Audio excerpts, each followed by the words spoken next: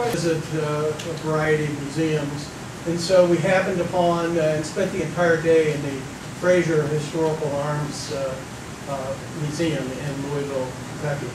And lo and behold, in light of my interest in this topic, I encountered Brian presenting Olaudah Equiano, and I was, and the idea came to me, we should have Brian at Kentucky State University. He is a professional actor who lives in the metropolitan Louisville area, and he has a number of regular gigs, as it were, in the Fraser Museum and in other theaters around Metro Louisville. So please give a warm welcome to Mr. Brian West.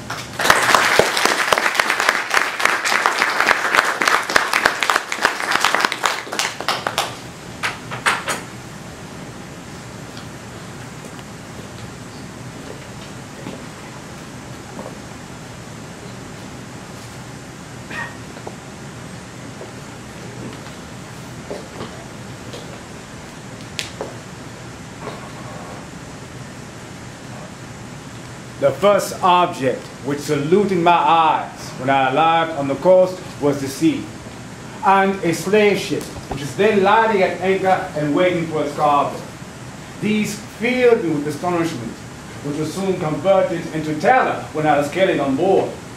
I was immediately handled and tossed up to sea if I were assigned by some of the crew, and I was now persuaded that I had gotten into a world of bad spirits, that they were going to kill me.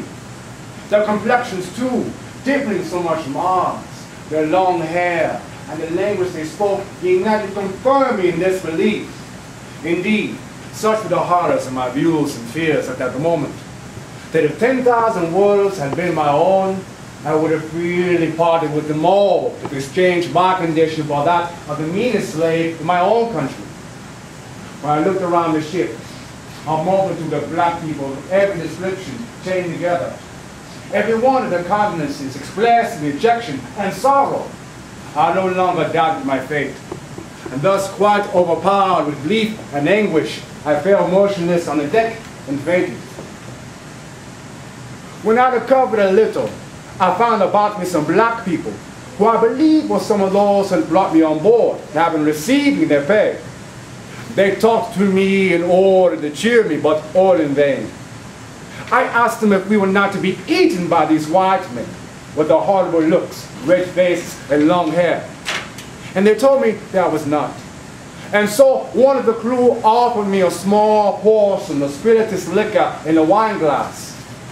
But being afraid of him, I would not take it out of his hand.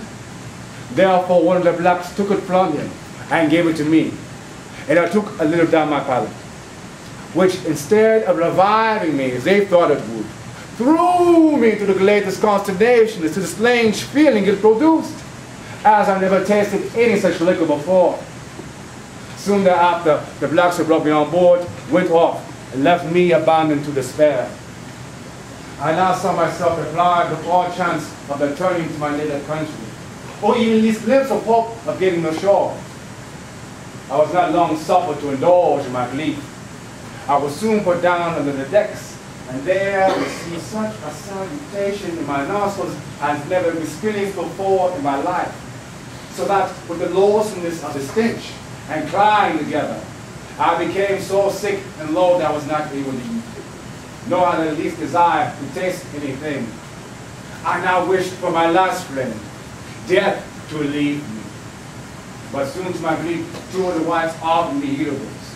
And I refusing to eat, one of them held me by the hands and laid me across, I think, the windlass, tied my feet together, while the other flogged me most severely. I never experienced anything of this kind before, and although not being used to the water, I naturally feared that element the first time I saw it. Nevertheless, could I have got over the nettings, I would have jumped over the side. But I could not. Besides, the crew used to watch us very closely, those who were not chained down to the decks, lest we should leap into the water. For I have seen many poor African prisoners most severely cut for attempting to do so, and hourly whipped for not eating. This indeed was often the case with myself. In a little time after, amongst the poor chained men, I found some of my own countrymen, which to a small degree gave ease to my mind. I inquired what these was to be done with us. They gave us to understand that we were to be carried to the white people's country to work for them.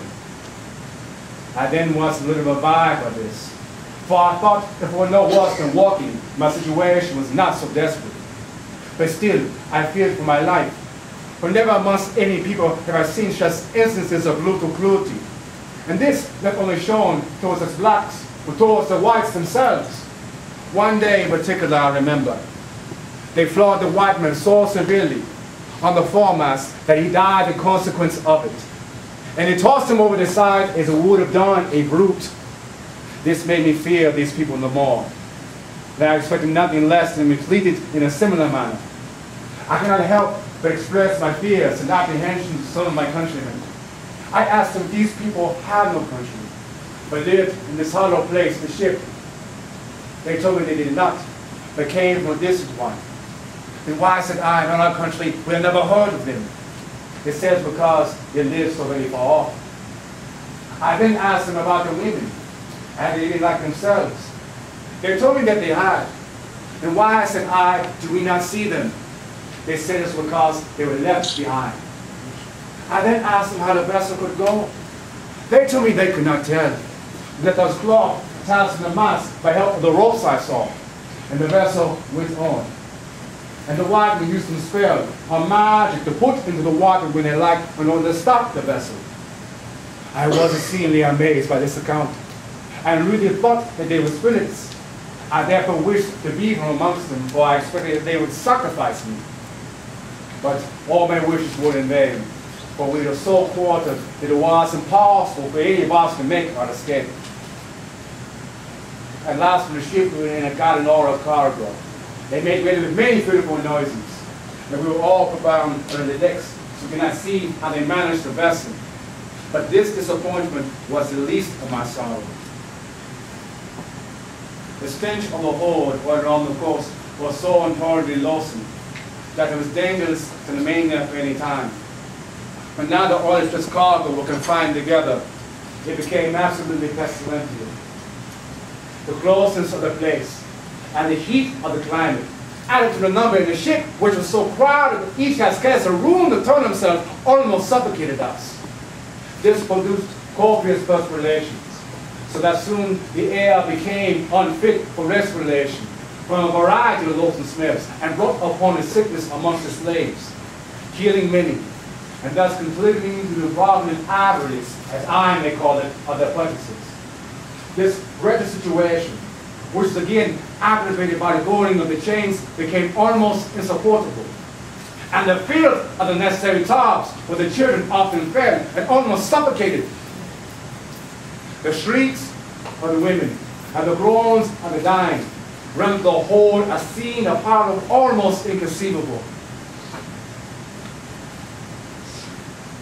Happily, perhaps myself, I was soon reduced so low here that it was thought necessary to keep me almost always on deck. And from my extreme youth, I was not put in fetters.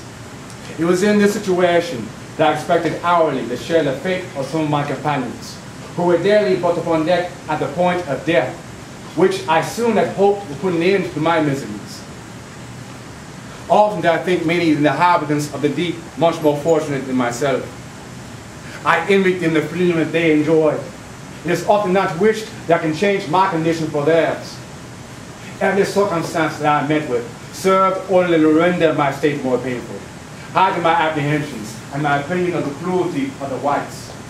One day they had taken a number of fishes, and when they had killed and satisfied themselves with as many as they thought fit, to our astonishment who were on deck, rather than give any of them the us to be expected, they tossed the remaining fish back into the sea again, although we begged and prayed for some as well as we could, but in vain.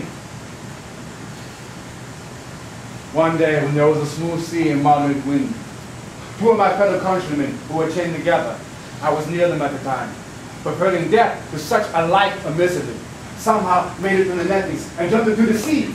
Immediately, another quiet, dejected fellow, who on account of his illness was suffered to be out of islands, also followed their example. And I am sure many more would have done the same had it been